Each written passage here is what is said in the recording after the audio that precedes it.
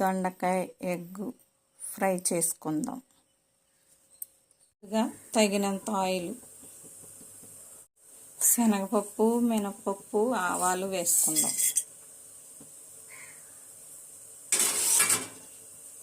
కరివేపాకు, పచ్చిమిర్చి,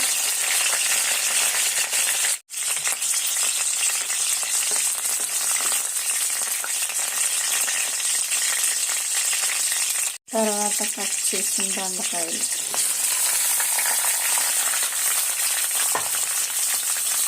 ఈ దొండకాయ ముక్కలు వేయించుకుందాం. సాల్ట్ వేసి వేయించుకున్నాను. ఎగ్స్ వేస్తున్నాను.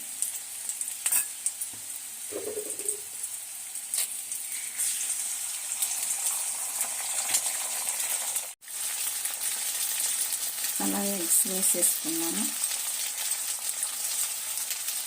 ఎగ్ అంతా దొండకాయల్లో ఇలా కలిపేసుకోవాలి. కొద్దిగా పసుపు, తగినంత కారం వేసుకుని ఒక 5 నిమిషాలు వేగనివ్వాలి. చాలా బాగుంటుంది. ఒకసారి ట్రై చేయండి.